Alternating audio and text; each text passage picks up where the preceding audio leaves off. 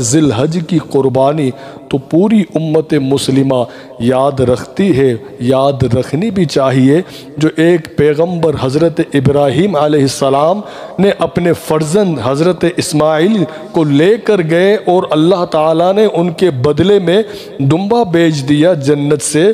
تو ٹھیک 1 مہینے کے بعد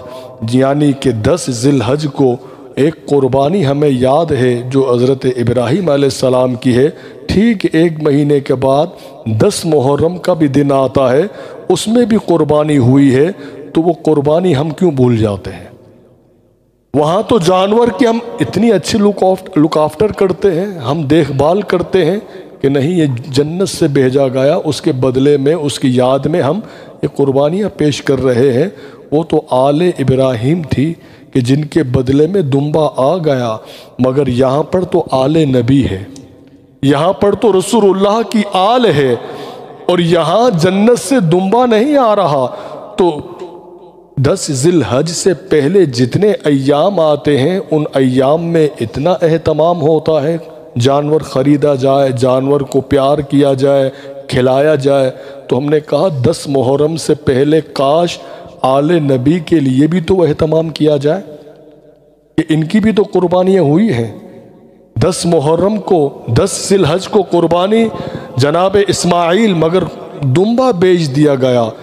10 محرم کو جو قربانیاں ہوئی جس میں حضرت خود امام علی مقام نے اپنی قربانی دی، آپ نے اپنے شہزادے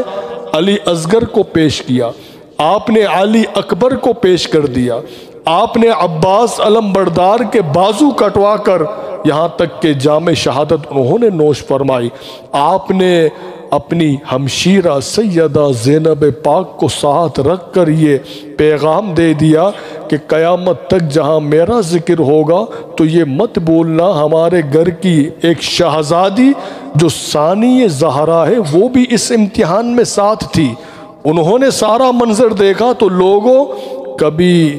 10 محرم کی قربانی کو فراموش مت کرنا کہ 10 ذی الحج ہم یاد رکھیں اور 10 محرم کو بھول جائیں، تو پھر یہی ہوگا کہ ہمیں ایک طرف آل ابراہیم تو یاد رہے، تو پھر آل نبی کو اگر ہم بھول جائیں گے تو یقیناً آل نبی صلی اللہ علیہ وآلہ وسلم یہ وہی قربانی تھی کہ وہ جو دمبا آ گیا، اگر دمبا نہ آتا تو آج یہی ہوتا کہ ہر فرد اپنے بچے کو قربان کرتا، مگر یہاں پر حسین نے جو یہ بدلہ جو عطا کر دیا، جو احسان ہم سب پر جو کرتے ہوئے جو اپنی جانیں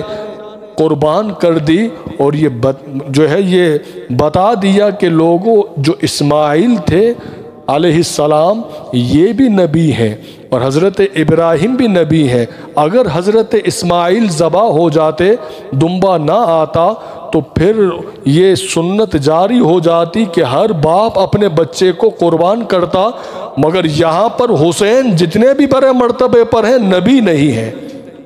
اب حضور کی یہ جو عظیم قربانی، حضور کا جو مقام اللہ تعالیٰ نے یہ عطا فرمایا کہ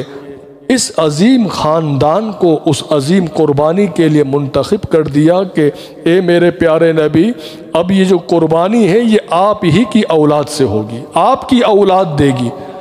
تو امام علی مقام نے جو اپنی قربانیاں پیش کی، اللہ تعالیٰ نے یقیناً ان کی قربانیوں کے صدقے میں دین اسلام کو بھی آج دن تک زندہ رکھا ہے، اور آج دن تک ہماری عزتیں بھی برقرار ہیں۔ تو ہمیں 10 محرم کو بھی یاد رکھنا چاہیے، جس طرح 10 ذی الحج کو ہم نے اہتمام کیا، ہمیں 10 محرم الحرام کے دن کو بھی یاد رکھتے ہوئے پہلی محرم الحرام سے باقاعدہ اس کا ہمیں اہتمام کرتے ہوئے یہی بتانا چاہیے لوگوں، ہمیں حضرت ابراہیم کی اولاد پاک بھی یاد ہے اور حضرت محمد صلی اللہ علیہ وآلہ وسلم کی اولاد پاک بھی یاد ہے۔